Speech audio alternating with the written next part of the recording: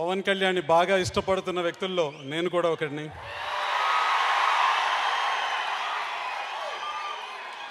మొన్నటి ఎన్నికల్లో పవన్ కళ్యాణ్ పోషించిన పాత్ర ఏంటో మనకు తెలుసు. మరొకరైతే తను పోషించిన పాత్ర ఆధారంగా ఒక పదవిని పొందటం, డబ్బును పొందటం, ప్రస్తుతం ఉన్న రాజకీయ నాయకుల్లా విపరీతంగా డబ్బు సంపాదించే ప్రయత్నం చేస్తుండేవారు. కానీ పవన్ కళ్యాణ్ ఒక కొత్త మార్గాన్ని ఎంచుకున్నారు.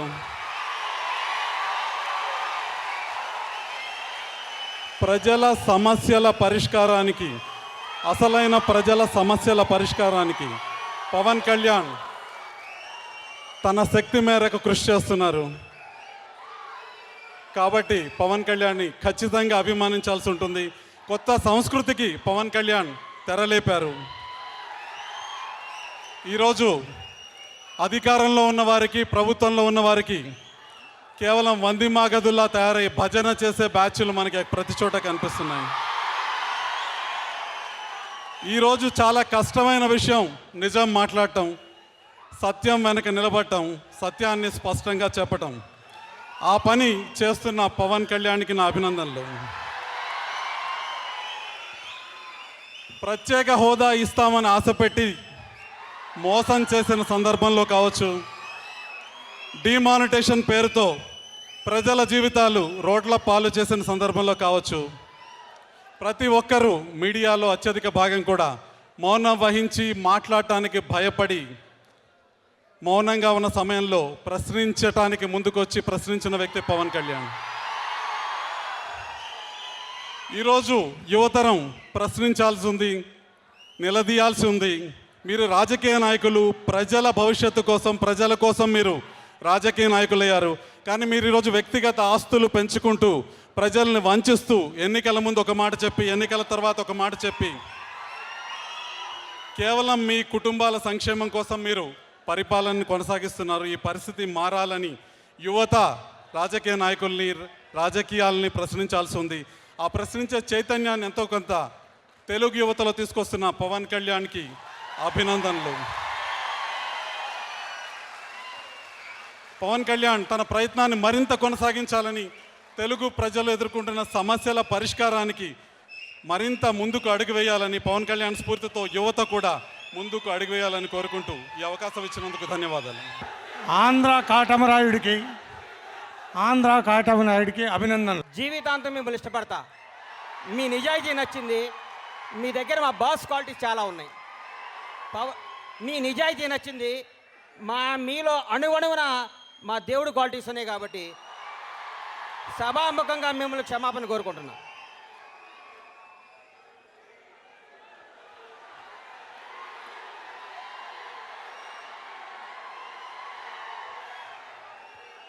ఏం మాట్లాడమంటారు బాస్ గురించి? ఎన్నిసార్లు చెప్పమంటారు?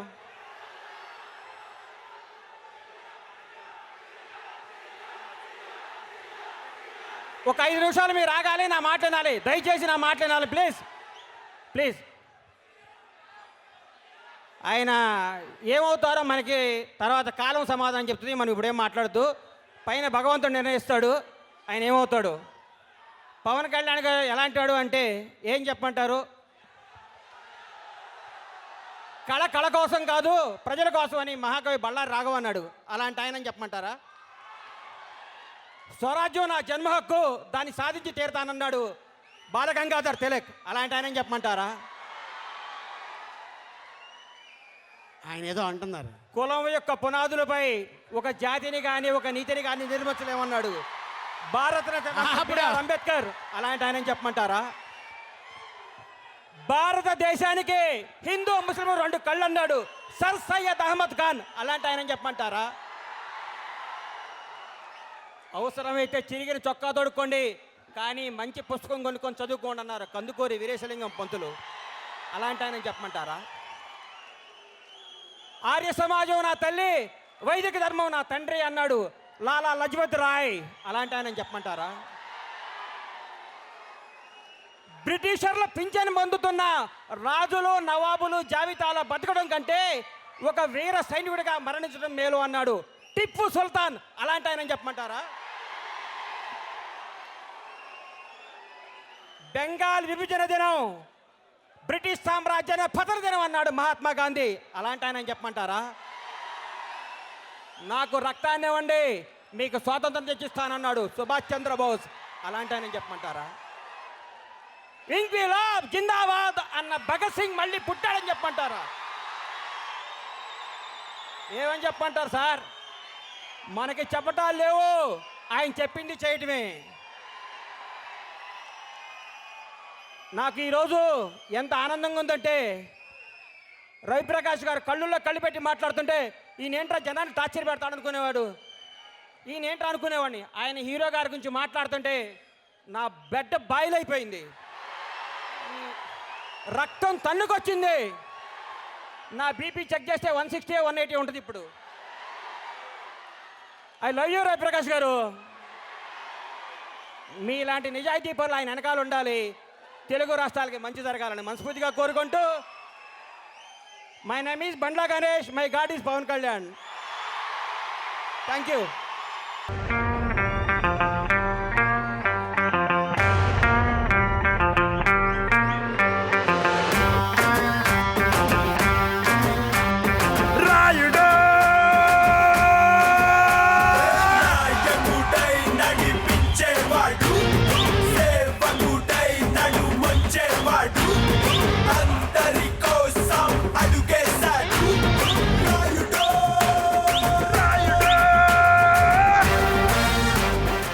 పవర్ స్టార్ అభిమాన రాయుళ్ళందరికీ నమస్కారం. అలాగే వేదిక మీద ఇక్కడ వచ్చిన పెద్దవాళ్ళందరికీ నమస్కారం, మీడియా వాళ్ళందరికీ నమస్కారం. ఈ సినిమాలో నేను జివ్వు జివ్వు అనే పాట రాశాను. ఆ పాట ముందు కొంచెం పాడి వినిపిస్తారు మీకోసం. రాజులైనా బంటులైనా కూలీలైనా వ్యాపారులైనా చీకటైతే సుక్క కోసం జివ్వు జివ్వే ఆగునా. రాజులైనా బంటులైనా సుక్క కోసం నాయన జివ్వు జివ్వు ఆగునా. ఊరులైనా సారులైనా జివ్వు అయితే నాయన జివ్వు జివ్వు ఆగునా. కల్లైనా సారైనా జివ్వు జివ్వు ఆగునా. కల్తీ సరుకే అయినా జివ్వు జివ్వు ఆగునా. ఏమైనా ఏదైనా జివ్వు జివ్వు ఆగునా. తాగకుంటే జివ్వు జివ్వులోన, తాగితేనే తందానాన. రంగు రంగు రంగు రంగు రంగు రంగుల మందైరా ఓ రబ్బ రంగేసి చిందైరా. రంగు రంగుల మందైరా ఓ రబ్బ 1000 అంగుల బలం వస్తుందిరా. Thank you thank you thank you so much. నీకు పెళ్ళి అయిపోయింది కదా? అయింది సార్, అయింది సార్. కాదయ్యా, ధైర్యంగా చెప్పు. అయింది సార్, అయింది సార్ ఏంటి? భయంగా చెప్తున్నాడు. అంటే ఈరోజు నీకు పెళ్ళి అయిపోయింది, నీకు పెళ్ళి అయింది ఒకసారి, నీకు అయింది. అయిందన్న. అక్కడ మైకి నీకు పెళ్ళి అయింది. మీకు పెళ్ళయిందా? అయింది. నాకు పెళ్ళయిందా? 3 పిల్లలు. ఒక అమ్మాయి డాక్టర్ చదువుతుంది, ఇంకొక అబ్బాయి ఇంజనీరింగ్ చదువుతున్నాడు అని అనుకున్నారు. ఇంత చిన్నోడు ఇంకా పెద్ద చదవాలి. మ్యాటర్ ఏంటంటే, మీకు పెళ్ళి అయిందా అంటే అయ్యిందని ధైర్యంగా చెప్పుకోవాలి. మీరు ఎందుకు సిగ్గుపడుతున్నారు నాకు అర్థం కాలేదు. ఎందుకంటే ఈ మ్యాటర్ మిమ్మల్ని ఎందుకు అడుగుతున్నానంటే, ఈ అమ్మాయి అంది ఏమండి వాళ్ళ పక్కన అమ్మాయి యాక్ట్ చేశారు కదా, నీ పక్కన యాక్ట్ చేసిన అమ్మాయి పేరు చెప్పు. బాను. బాను. ఆయనకి అమ్మ ఒకసారి నీ పక్కన యాక్ట్ చేసిన అమ్మాయి మానస. ఓకే. నీ పక్కన యాక్ట్ చేసిన అమ్మాయి పేరేంటి? యామిని. ఆ? యామిని. యామిని. నీ పక్కన సౌమ్య. ఆ? సౌమ్య. సౌమ్య. నువ్వు ఇక్కడ మీ ఆవిడతో వచ్చావు కదా? మర్చిపోయాను. యా అక్కడ వచ్చాను, సారీ. మీ ఆవిడ పేరు టక్ అని చెప్పు. మధుమిత. ఓహో, గుర్తుందా? చాలా చేశాడమ్మా షూటింగ్లో, నీకు తెలీదు. ఇంటికి వెళ్ళిన తర్వాత నువ్వు ఏం పెడతావో ఏయ్, ఏయ్, ఏయ్. బాగా పెట్టమ్మా. అదే ఎందుకంటే తను నాకు ఎప్పటి నుంచో తెలుసు కాబట్టి చెప్పడం నా బాధ్యత. అది ఏంటో మీ పక్కన నుంచుంటే నేను కొన్ని మర్చిపోతున్నాను సార్. ఆ? కొన్ని ఫీలింగ్స్ వచ్చేస్తున్నాయి ఇలా. కానీ మా పక్కన ఎప్పటి నుంచో కూడా పవన్ కళ్యాణ్ గారు చాలా సిగ్గుపడేవాళ్ళు. అండ్ మీ గురించి ఇంట్రడక్షన్. పవర్ స్టార్ ఫ్యాన్స్కి గుడ్ ఈవినింగ్. అబ్బాయి సరిపోలా. బేసిక్గా నా కెరియర్ స్టార్ట్ అవటమే ఖుషి సినిమాతో స్టార్ట్ అయింది. ఐఎమ్ హ్యాపీ ఇక్కడ ఉండి నేను మాట్లాడగలుగుతున్నాను. ఆ సీన్ కూడా డైరెక్ట్ చేసింది కళ్యాణ్ గారే. సో ఒక రకంగా ఆయన ప్రాజెక్ట్లో ఫీల్ అవుతాను నేను ఎప్పుడు కూడా. And thank you Dolly sir, Sharath Marar గారు and all my friends. Thank you very much. Ajay గురించి చెప్పాలంటే అజయ్ కెరీర్ స్టార్ట్ అయింది ఖుషి సినిమా కాడి నుంచి. దాంట్లో ఆ హీరోయిన్ ఏడిపిస్తుంటే ఒక బద్ద తీసుకొని కొడతాడు చూసారా, ఆ క్యాండిడేటే ఈ క్యాండిడేట్. అలాగే ఇప్పుడు కమల్ కామరాజ్, ఇతని పేరులో కొంచెం ఓ రకంగా ఉంటుంది, కమల్ కామరాజ్ అంట. ఎవడైనా ఒక పేరు పెట్టుకుని నువ్వేంటే కమల్ కామరాజు ఏంటే? సరే ఇంట్రడక్షన్. కళ్యాణ్ గారి ఫ్యాన్స్ అందరికీ ముఖ్యంగా అందరూ మమ్మల్ని బాగా అంటే విపరీతంగా ఫాలో చేసి ట్విట్టర్లో, ఫేస్బుక్లో దాంట్లో అందరూ ఎంతో ఎంకరేజింగ్గా మాట్లాడారు. అందరికీ థ్యాంక్ యూ.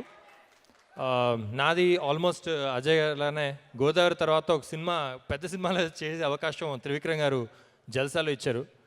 ఆ సినిమా తర్వాత చాలా పేరు వచ్చింది. అండ్ మళ్ళీ ఈ సినిమాలో చేయడం అంటే అది అలీ గారితో పాటు సరదాగా అందరితో ఆల్మోస్ట్ ఒక ఫ్యామిలీలా చేసాం. అదే ఇంకా థ్యాంక్ యూ. నీ చేతులు ఆల్రెడీ ఉంది. శివబాలాజీ. హలో.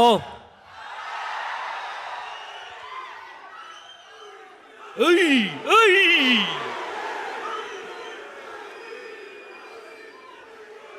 చూసారు అసలు ఎంత పాజిటివ్ ఎనర్జీ కొడుతుంది. సో ఇంత పాజిటివ్ ఎనర్జీ ఉంటే సినిమా ఏమవుతుంది?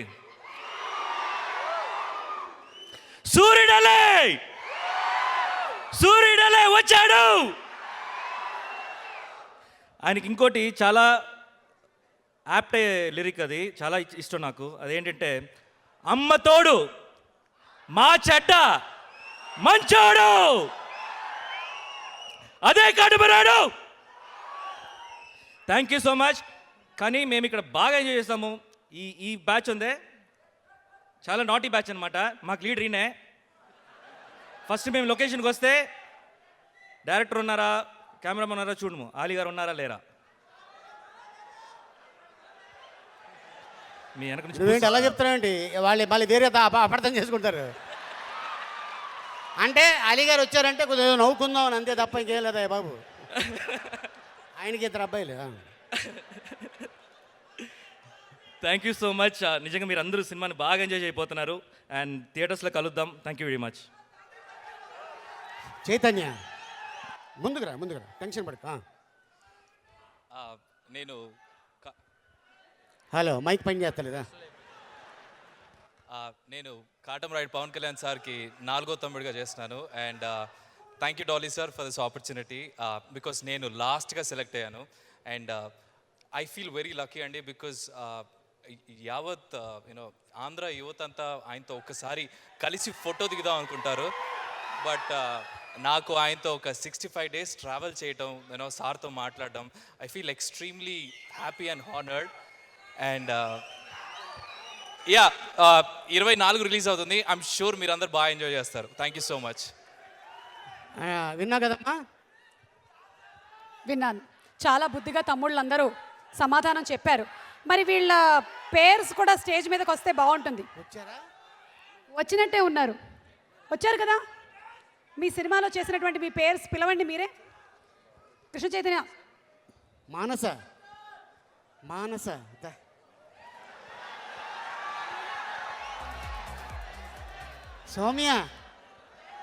సౌమ్య ఇదా. ఓహో, మీ లేడీస్ పక్కన కూర్చోబెట్టావా? నువ్వు మామూలుడు కాదు నా అబ్బో. ఆహా, డౌట్ రాకుండా పక్కనే కూర్చుంటే ఏం తెలియదు. ఓకే, మీ ఇద్దరు ఏంటి రెస్ట్ ఇచ్చారు వాళ్ళు? ఆ? వాళ్ళు డౌట్ వస్తుందేమో అని రావద్దని చెప్పారు. దమ్మా. ఓకే, ఇప్పుడు వాళ్ళు కూడా వచ్చేస్తే మనం ఆ డాన్స్ పర్ఫార్మెన్స్ చేసేద్దాము. ఓకే, ఆ స్టెప్స్ అన్నీ గుర్తున్నాయి కదా? అలీ గారు లీడ్ చేస్తారు. అలీ గారు మీరు డాన్స్ లీడ్ తీసుకుంటారు. ఆ. ఓకే, నేను అదే రింగ్ మాస్టర్ ఉన్నారు కదా, అందుకని ఇప్పుడు సౌండ్ వేస్తే వీళ్ళ అమ్మాయిలతో కలిసి వాళ్ళేంటి మీరు కూడా వెళ్ళండి. నేను కూడా మీరు కూడా. Very good. Song please.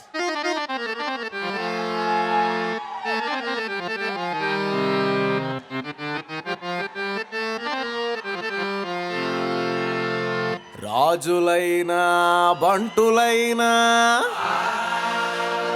కూలీలైనా వ్యాపారులైనా చీకటైతే సుక్క కోసం జివ్వు జివ్వు ఆగునా.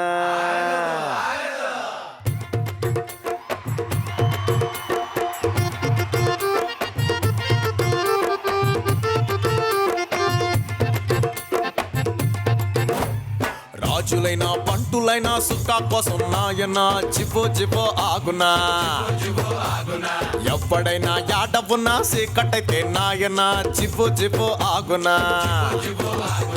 కల్లైనా సారైనా అరే ఇంగ్లీషు మందైనా అరే కల్తీ సరుకే అయినా ఏదైనా ఏమైనా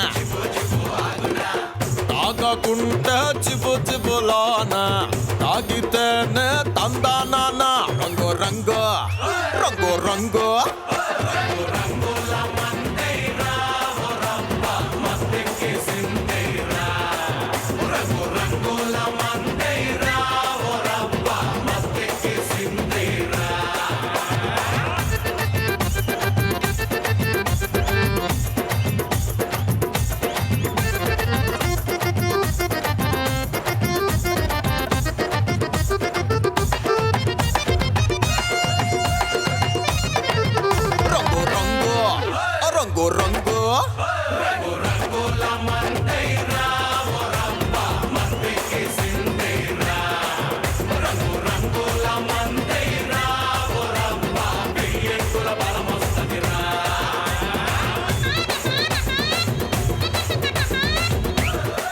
నాకు మామూలుగా టీజర్ యావిడ్లు కట్ చేసిన తర్వాత ఓకే బాగుంది అనిపించింది. ఇక్కడ మీ మధ్యన చూస్తూ ఉంటే నేనే తీసానా ఈ సినిమా అన్నట్టు అనిపిస్తుంది. That is Katamarayudu.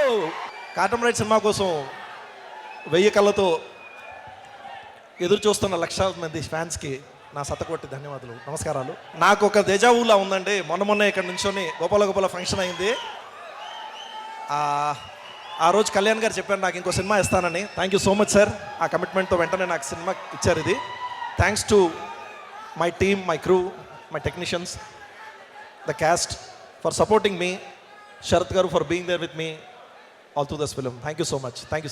కాటమరాయుడు ఫిలింకి వర్క్ చేయడం చాలా హ్యాపీగా ఉంది. And that to power star Pawan Kalyan సార్తో సెకండ్ ఫిలిం నేను ఒకటే ఫిలిం చేస్తానో లేదో అనుకున్నాను, బట్ సెకండ్ ఫిలింకి ఆపర్చునిటీ ఇచ్చారు sir. Thank you so much sir, thank you so much.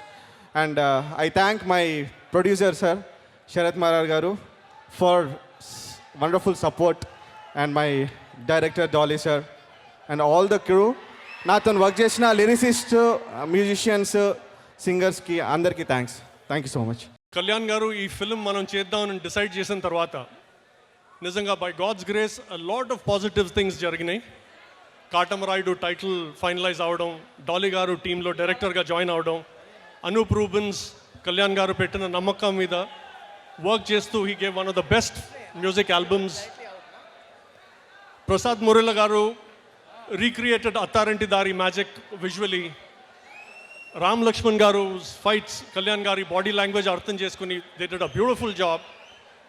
Editor Gautham Raj garu, మన భూపతి రాజ్ గారు, and others, all the others, the production team, the direction team, the digital team, Vasu Verma, Srinivas Reddy, Vema Reddy, and Akula Shiva. I'm thankful to the entire team, and we all, me andaram oka team ga pan chesam, and our team leader was Manandari Katamarayu. అందరికీ నమస్కారం.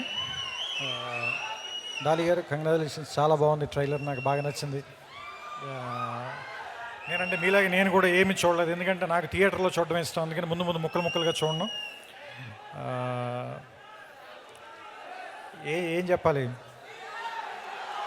అంటే యాక్చువల్గా ఇలాంటి సినిమాలు చూసినప్పుడు, ఇలాంటి ట్రైలర్లు చూసినప్పుడు, లేదంటే కళ్యాణ్ గారి గురించి చెప్పేటప్పుడు ఆయన నేను మాట్లాడుకునేటప్పుడు ఒకటి చెప్తూ ఉంటారు. ఏంటంటే జనం అందరూ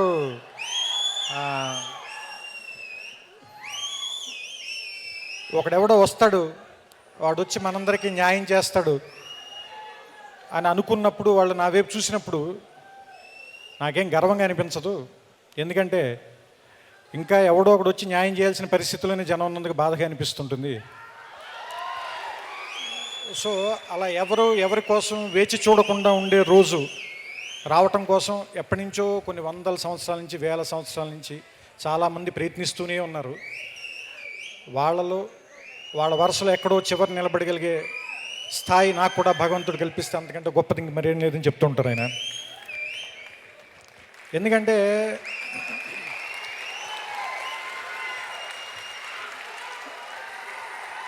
చాలామందికి చెయ్యెత్తగానే జనం ఆగిపోయే శక్తి ఎక్కడో కోట్లలో ఒకటికి ఇస్తాడు దేవుడు.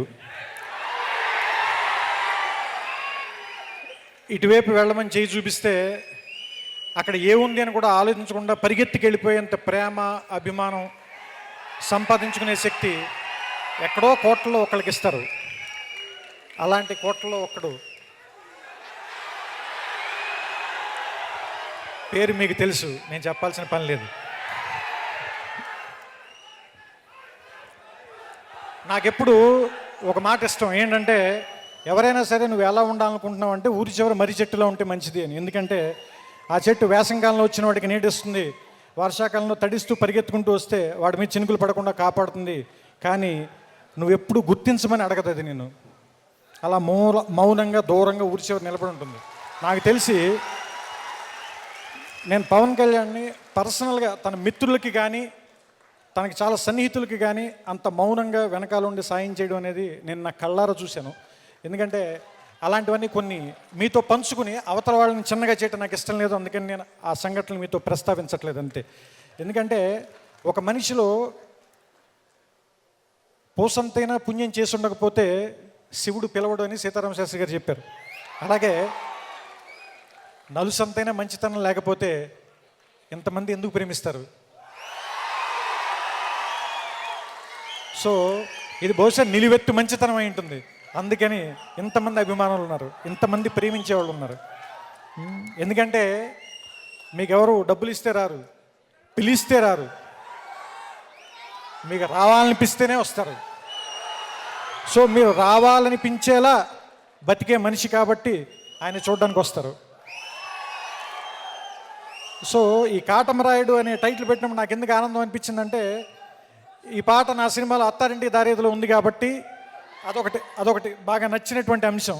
ఎందుకంటే ఇప్పుడు ఆవిడ చెప్పారు కదిరి నరసింహస్వామి, ఇందాక నేను కళ్యాణ్ గారు అదే మాట్లాడుకున్నాం. ఎందుకంటే ఆయన అనంతపురంలో సభ చేసేటప్పుడు నాకెందుకో ఎక్కడి నుంచే నిలబడాలి అని చెప్పారు.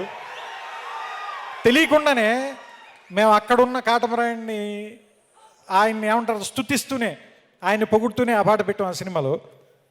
సో అదే ఇప్పుడు ఈ సినిమాకి పేరైంది.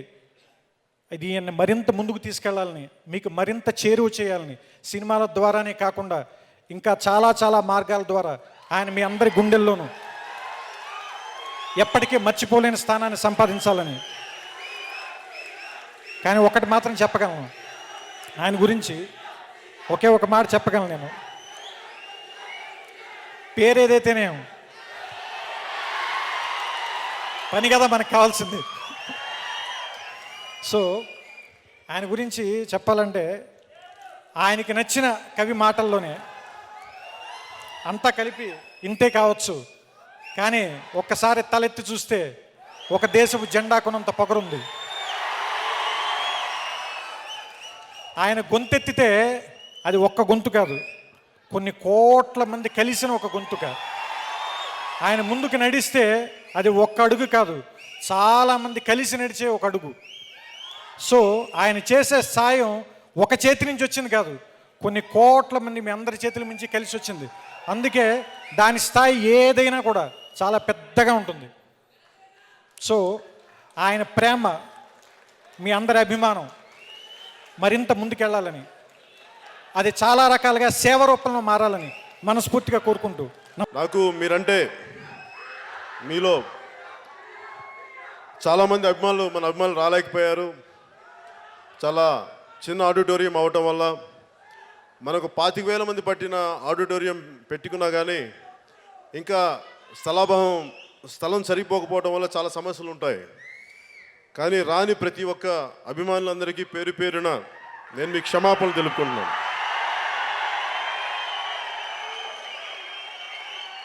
సో మీకు పెద్ద ఫంక్షన్ చేద్దామని అన్నా కానీ నేనే వద్దన్నా. దానికి కారణం ఏంటంటే ఎంత చేసినా కానీ సరిపోదు. నాకు మీలో దెబ్బలు తగిలినా, లా అండ్ ఆర్డర్ ఇష్యూస్ వచ్చినా, ఇవన్నీ భయంతో మనం ఎంతైతే కంట్రోల్ చేయగలమో, కొంచెం ఇబ్బందులు ఉన్నా కానీ చాలామంది ఆశాభంగం చెందినా కానీ టీవీలో చూసుకోవచ్చు అని చెప్పి నేనే మీ అందరి క్షేమం కోసం చిన్నది పెట్టాను. కానీ మీ మీద ప్రేమ తక్కువ అయితే కాదు. దయచేసి ఇక్కడికి రాలేకపోయిన అభిమానులందరికీ, నా సోదరులందరికీ, నా సిస్టర్స్ అందరికీ, నా అక్క చెల్లెళ్ళందరికీ, ఆడపడుచులందరికీ, యువ మహిళా శక్తికి, ప్రతి ఒక్కరికి నా మనస్ఫూర్తిగా నా క్షమాపణలు తెలియజేసుకుంటున్నాను. మీ అందరూ మా కోసం అని చెప్పి ఇలా చేయాల్సి వచ్చింది. అంటే నాకు సినిమా అనేది నాకు అనుకోకుండా సినిమాలోకి వచ్చాను. ఏదో ఒక టెక్నీషియన్గా అవుదాం అనుకున్నాను, లేదంటే ఇంకేదో అవుతాం అనుకున్నాను. కానీ హీరోని అవుతానని కానీ యాక్టింగ్ అవుతాను కానీ నాకైతే నమ్మకం లేదు నా మీద. కానీ జరిగిపోయింది ఏదో. కాకపోతే నాకేంటంటే ఏ పని ఇచ్చినా సరే, అది తోట పని కావచ్చు, లేదంటే వీధులు ఊడ్చే పని కావచ్చు, ఎలాంటి పనైనా సరే నిస్సిగ్గుగా చాలా గర్వంగా పనిచేస్తాను, చాలా నిజాయితీతో పనిచేస్తాను. సినిమాలు కూడా నాకు భగవంతుడిచ్చిన భిక్ష అనుకొని ఎంత కృతజ్ఞతగా చేయాలో, ఎంత కష్టపడాలో, ఎంత ఒళ్ళు దగ్గర పెట్టుకొని చేయాలో ఇన్ని సంవత్సరాలు అంతే ఒళ్ళు దగ్గర పెట్టుకొని చేశాను. భవిష్యత్తులో ఎలాంటి బాధ్యతలో పెట్టినా కానీ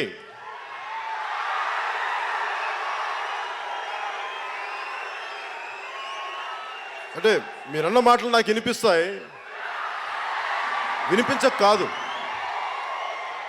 కానీ దాన్ని ఎందుకు స్పందించనంటే, ప్రతిసారి ఏం చెప్తానంటే, ప్రజాక్షేమం కావాలంటే అధికారం అంతిమ లక్ష్యం కాకూడదని నమ్మకంతో రాజకీయాల్లోకి వచ్చాను. జరిగిందా మంచిది, జరగలేదా ఇంకా మంచిది, అంతే. అంతేగాని దాని మీదే నేను ఉండాలి అని కాదు. మీ అందరి భవిష్యత్తు బాగుండాలి. ఎందుకంటే నా బిడ్డ ఒకటి, మీ బిడ్డలు ఒకటి కాదు, మనందరి బిడ్డలు ఒకటి.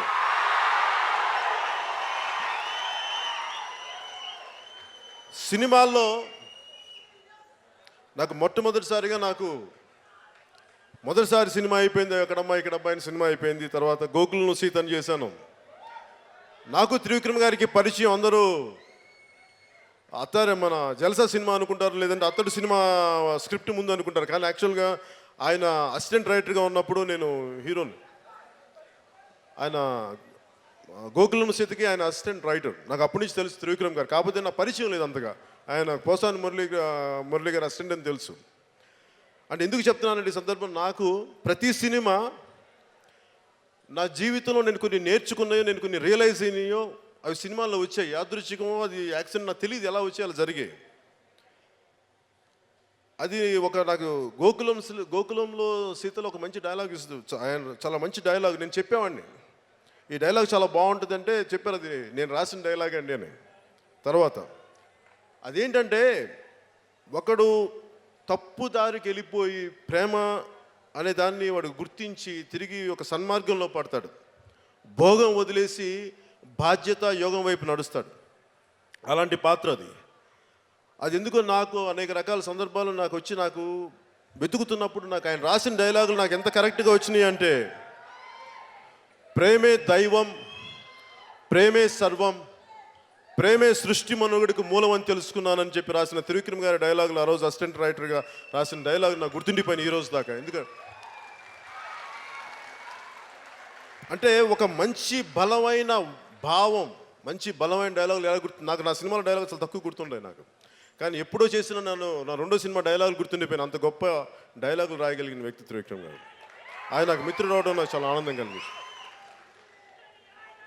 అంటే నాకు ప్రతి సినిమా నన్ను ఏం రిఫ్లెక్ట్ చేస్తుందని ఎప్పుడు నేను చాలా తక్కువసార్లు పంచుకుంటాను. సినిమాలు నన్ను ఏ సినిమా నన్ను ఎలా కదిలించిందనేది. సుస్వాగతం సినిమాలో చదువు బాధ్యత వదిలేసి కేవలం ప్రేమ అని చెప్పి జీవితాన్ని వ్యర్థం చేసుకునే ఒక యువకుడి పాత్ర అది.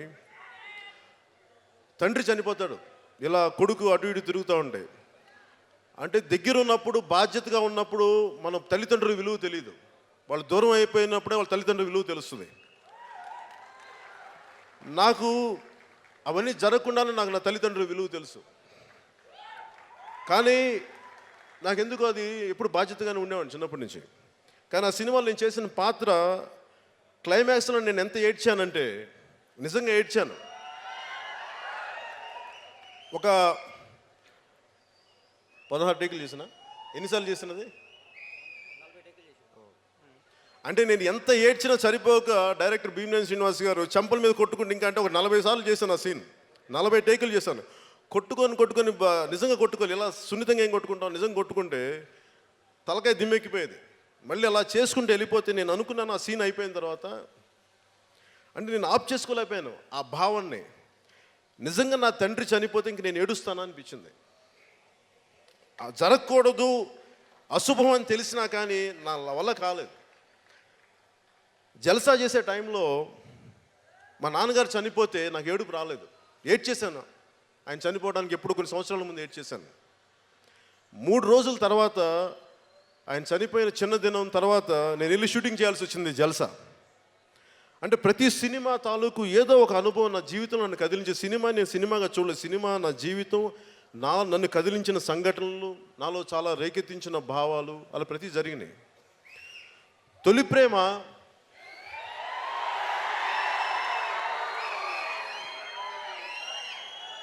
నేను అనుకున్నాను. తొలి ప్రేమ ఎంతసేపు, ఒక వయసులో ఎంతసేపు ఏముంటుంది మనకి, ప్రేమించాలి, అమ్మాయిల చుట్టూ తిరగాలి, వాళ్ళని గుర్తించాలనుకుంటా. కానీ అప్పటికి నాకేమనిపించిందంటే బాధ్యత లేని ప్రేమ ఏం ప్రేమ అనుకున్నాను. అంటే విస్మరించి, బాధ్యతలు విస్మరించి అమ్మాయిల చుట్టూ తిరిగి లేదా అమ్మాయిల అబ్బాయిల చుట్టూ తిరిగి బాధ్యతల్ని మర్చిపోతే మరి మనం తల్లిదండ్రులకి ఏం చేసినట్టు అనే ఆలోచన నాకు కలిగినప్పుడు తొలి ప్రేమ స్క్రిప్ట్ ఎవరో ఒకరు తీసుకొచ్చారు, నా కరుణాకరన్ అనే వ్యక్తి. సో అలా నా ప్రతి సినిమా నాలో కదిలే భావాలకి ఏదో ఒక రూపంలో, సినిమా రూపంలో బయటకు వచ్చాయి. అలా ఒక్కొక్క సినిమా చేసుకుంటూ బద్రి అనే సినిమా, తమ్ముడు అనే సినిమా, తొలి ప్రేమ తర్వాత నాకు నిజంగా నేను కష్టపడింది తమ్ముడు అనే సినిమాకి. ఒక సూపర్ డూపర్ హిట్ సినిమా వచ్చిన తర్వాత దానికి ఫాలో అప్ సక్సెస్ రావడం చాలా కష్టం, జరగదు. నేను నా ప్రాణాలను పణంగా పెట్టేశాను, ఉంటే ఉంటాం పోతే పోతామని చెప్పేసి. ఎప్పుడో నేర్చుకున్న మార్షల్ ఆర్ట్స్ మళ్ళీ ఇంకోసారి చేయాల్సి వచ్చింది. ఈ రోజుకి ఆ రోజు కార్ల కింద చేసి నా పర్మనెంట్గా నాకు ఇది వంగిపోయింది. ఆ రోజు చేసింది ఇప్పటికి రాత్రులు ఇట్లా చేతులు తిరిగిపోతూ ఉంటాయి. ఒక పిచ్చి ఉన్మాదంతో చేశాను, ఇష్టంతో. అంటే నన్ను ఇంత అభిమానిస్తాను, ఇంకా నేను ఏమి ఇవ్వాలని. అన్నిటికంటే నేనేం నమ్ముతానంటే మొదటి నుంచి మన భవిష్యత్తుని నిర్ణయించుకునేది మనమే. అది ఒక యువతలో ఉన్న శక్తి, యువకుల్లో ఉన్న శక్తి, మహిళా యువతలో ఉన్న శక్తి, ప్రతి యువతి యువకుల్లో ఉన్న శక్తి. దానిని ఎవరో కూర్చోబెట్టి నువ్వు చెయ్యలేవు, ఇది నీ వల్ల కాదు అని చెప్పే హక్కు ఎవరికీ లేదు అని చెప్పడానికి నిదర్శనం తమ్ముడు సినిమా. అది నేను గుర్తించాను, నేను దారి నడిచాను. అలాంటి భావాలు వెతికే వాళ్ళకి ఆ సినిమా ఎంతో కొంత ఒక స్ఫూర్తి కలిగించాలనే ఉద్దేశంతో ఆమె ట్రావెలింగ్ సోల్జర్ అని పెట్టాను. దానికి కారణం ఏంటంటే నన్ను హద్దులు గీసేది మీరెవరు, బయట సమాజాన్ని నేను అడగదలుచుకుంది. నన్ను హద్దులు గీసేది, నేను ఏ స్థాయికి వెళ్ళాలి, నేనంటే నేను కాదు, మీరు ప్రతి ఒక్కడు, ప్రతి ఒక్క యువతి యువకుడు చిన్న వయసు నుంచి మన భవిష్యత్తును రాయగలిగేది పక్క సమాజం, పక్కనోడు కాదు, మనలో ఉన్న చేతనం, మనలో ఉన్న భగవంతుడి శక్తి. దానిని గుర్తించినప్పుడు మనల్ని ఏది ఆపలేదు. నేను అది చెప్పదలుచుకున్నాను. ఆమె అంటే మీరు ఎవరన్నా ఆపడానికి? నా గ్రోత్ ఎంత?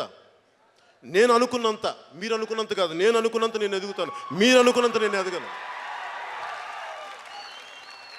అది నా ఒక్కడి గురించి మాట్లాడలా. నాలాగా నేను చాలా చిన్న స్థాయి నుంచి వచ్చాను. ఇప్పటికీ చిన్న స్థాయిలోనే ఉండటం ఇష్టం. ఆలోచన విస్తృతి పెద్దగా పెంచుకుంటాను, కానీ ఇక్కడ మటుకు అడుగులు భూమికి తాకి ఉండాలని కోరుకుంటాను. భూమికి బలంగా అతుక్కుపోయి ఉండాలని కోరుకుంటాను. అది నేను పంచుకున్నాను తమ్ముళ్ళు. బద్రీలో ఏం పంచుకున్నానంటే ఇద్దరు అమ్మాయిలు కాదు, అది మీరు గుర్తుంచుకోండి. బద్రీ పేరుకి ఇద్దరు అమ్మాయిలు ప్రేమించిన కథైనప్పటికీ దాంట్లో నాకు ఆ విలన్ క్యారెక్టర్ ఉంటుంది, అమ్మాయి అన్నయ్య క్యారెక్టర్.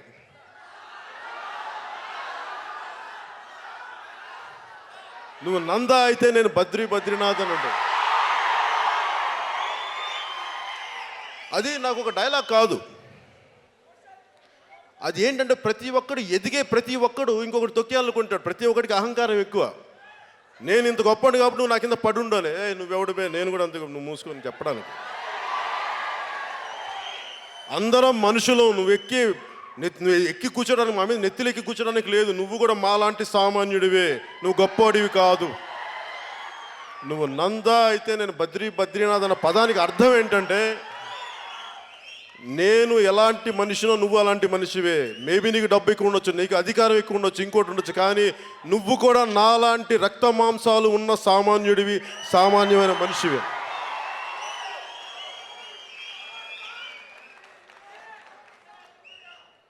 ఖుషీ సినిమాకి వచ్చేటప్పటికి నాకు ఇష్టమైంది ఏంటంటే నా దేశాన్ని ఎంత ప్రేమించాలి అదొక్కటి చెప్పదలుచుకున్నా. మిగతా లవ్ స్టోరీస్ ఎన్ని ఉన్నా కానీ ఏ మేరా జహా అనేది నా దేశం. నా దేశాన్ని, అది నా కాలేజ్ అవ్వచ్చు, నా కాంపౌండ్ అవ్వచ్చు, నా ఇల్లు అవ్వచ్చు, నా లొకాలిటీ అవ్వచ్చు, బయట వాళ్ళు ఎవరో వచ్చి ఇక్కడ మీరు డిసైడ్ చేయడానికి మీకు సంబంధం లేదు. నా దేశం, నా ప్రాంతం, నా ఏరియా, మీకు సంబంధం లేదు. అది చెప్పడానికి ఏ మేరా జహా. అలా ఒక్కొక్క సినిమా. కానీ ఖుషీ రేపు రిలీజ్ అంటే ఇక్కడ హైటెక్ సిటీలో నేను నాతో పాటు పనిచేసిన చాలామంది ఉన్నారు, కొంతమంది స్టాఫ్ అంతా. వాళ్ళతో కూర్చొని నేను ఫస్ట్ టైం ఇక్కడ మాదాపూర్లో ఉన్న హైటెక్ సిటీలో సినిమా చూస్తూ ఉన్నా. సినిమా మధ్యలో దాన్ని ఇంగ్లీష్లో ప్రెమానిషన్ అంటారు, లేదంటే అది కీడా. ప్రెమానిషన్ అంటే ఆపద శంకించడం అంటాను, కీడు శంకించడం ప్రెమానిషన్ అంటే. సినిమా చూస్తుంటే నాకేమనిపించిందంటే మధ్యలో ఇంటర్వెల్ మధ్యలో, అరే నీకు రాబోయేది కొన్ని సంవత్సరాలు గడ్డుకాలం ఉంటుంది, చాలా కష్టాలు ఉంటాయి, నీకు చాలా ఇబ్బందులు ఉంటాయి అని నాకు ఏదో విపరీతమైన భావన కలిగిపోయి నీరసం వచ్చేసింది, బాధ వచ్చేసింది. బయటకు వచ్చేసాను. బయటకు వచ్చి నాకేం చేయాలో తెలియలే, ఆకలి చచ్చిపోయింది. ఆ రోజు నేను దెబ్బతిన్నది తిరిగి నాకు శక్తి పుంజుకోవడానికి గబ్బర్ సింగ్లో పోలీస్ స్టేషన్ సీన్లో చేస్తే కానీ ఆ శక్తి నేను పుంజుకోలేకపోయాను. ఆ రోజు కోల్పోయిన శక్తి. అప్పటిదాకా నేను భగవంతుని రోజు యాచకుడిలాగే నేను చేతులు పెట్టుకొని కూర్చున్నాను. నువ్వు ఎప్పుడు ఇస్తావో నాకు అప్పుడు నేను నిన్ను అడగను, నేను ఇబ్బంది పెట్టను, నేను నా కర్మ చేసుకుంటూ వెళ్ళిపోతానని చెప్పి రోజు భగవంతుడి ముందు తల మోకరిల్లి నువ్వు ఏ బాధ్యత ఇస్తావో నాకు అదే ఇవ్వు అని చెప్పి నేను ఆయన ఇంకేం అడగలేదు. నేను అలా కూర్చొని ఉన్నాను. అది అయిపోయిన తర్వాత ఆ పోలీస్ స్టేషన్ సీన్లు చేస్తున్నప్పుడు నాకు తిరిగి ఏదైతే నేను కోల్పోయానో ఖుషీ టైంలో అప్పుడు వచ్చింది ఆ శక్తి తిరిగి. కానీ అక్కడితో ఆగిందా అంటే ఇది నిరంతర పోరాటం. జీవితం అనేది నిరంతర పోరాటం. ఒకరోజు పడిపోతాం, ఇంకో రోజు లెగుస్తాం, మళ్ళీ ఇంకో రోజు లెగుస్తాం. ఇది నిరంతర పోరాటం. దీన్ని సమానంగా చూడగలగాలి, గెలుపు ఓటమిలు సమానంగా చూడగలగాలి అన్న ఆలోచన నాకు ఆ రోజు నుంచి స్టెబిలైజ్ అయ్యి ఈరోజు నేను గెలుపు ఓటములను సమానంగా తీసుకునే శక్తి నాకు ఉందని చెప్పడానికి నేను ఏమాత్రం సందేహించాను.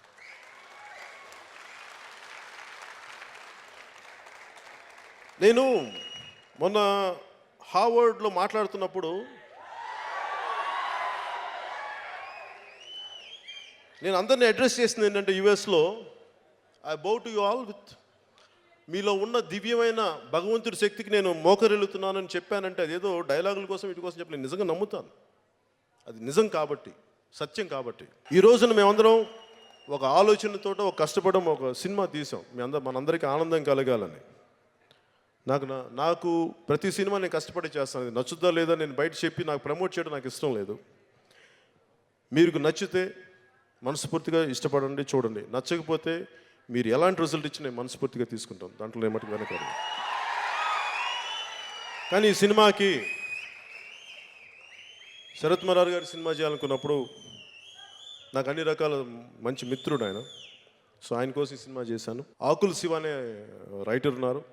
ఆయన ఈ కథని ముందుగా రాయలసీమ ఒక వీరం అనే సినిమాని దాన్ని తెలుగులో డబ్ చేయాలంటే దానికి ఇలా కావాలని రాయలసీమ ప్రాంతానికి బాగుంటుందంటే ఆకుల శివ అనే రాయలసీమ ప్రాంతానికి చెందిన రైటర్ని అడిగి ఆయన రాసిన దాన్ని చేసిన తర్వాత డాలీ గారు డైరెక్టర్గా తీసుకున్నాం. డాలీ గారు చాలా సున్నితమైన దర్శకుడు, చాలా బాగా తీస్తారు సినిమా. నాకు ఆయన సినిమా ఎందుకంటే గోపాల దగ్గర నుంచి ఆయనలో చాలా సున్నితమైన హాస్యం ఉంటుంది. ఆయన హాస్యం నాకు నచ్చుద్ది. ఆయనతో పనిచేయడానికి నాకు ఎప్పుడు ఎదురు చూస్తాను. బాగుంటుంది ఆయనతో అట్మాస్ఫియర్. మొదటిసారి ఈ సినిమా పాత్ర ప్రకారం నేను అన్నయ్యనయ్యాను. నాకు నిజంగా ఈ తమ్ముళ్ళు నచ్చారు. అంటే కథ ఏంటంటే నాకు అమ్మాయిలంటే ఇష్టం ఉండదు, కానీ వీళ్ళు ఆల్రెడీ ప్రేమలో ఉంటారు. వీళ్ళందరూ కలిపి కాటమరాయిని ఎలా ప్రేమలో ముంచేస్తారన్నది సినిమా కథ. సో వీళ్ళ సినిమాలో వీళ్ళ గర్ల్ ఫ్రెండ్స్ పాత్రధారులకి నాకు అందరి పేర్లు గుర్తులేదు, క్షమించాలి. ప్రతి ఒక్కరికి పేరున ఈ సినిమాలో నటించిన నటీమణులందరికీ, అలాగే ఫైట్ మాస్టర్ రామ్ లక్ష్మణ్ గారికి, ఎడిటర్ గౌతమ్ రాజ్ గారికి, ఆర్ట్ డైరెక్టర్ బ్రహ్మకర్ల గారికి, మిగతా టెక్నీషియన్స్ అందరికీ ప్రతి ఒక్కరికి పేరున నా హృదయపూర్వక నమస్కారాలు, ధన్యవాదాలు తెలియజేసుకుంటూ ఆలి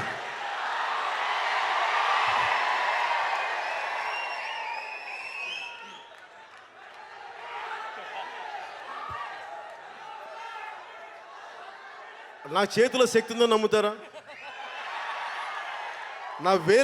నా వేళ్ళలో శక్తి ఉంది, నమ్ముతారా? నేను కదిలించకుండా డ్యాన్స్ చేయగలను తెలుసా, తాకుండా డ్యాన్స్ చేస్తాను అంటారు.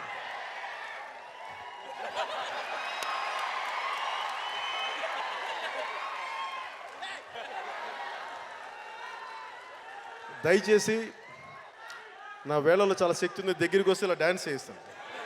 జై హింద్.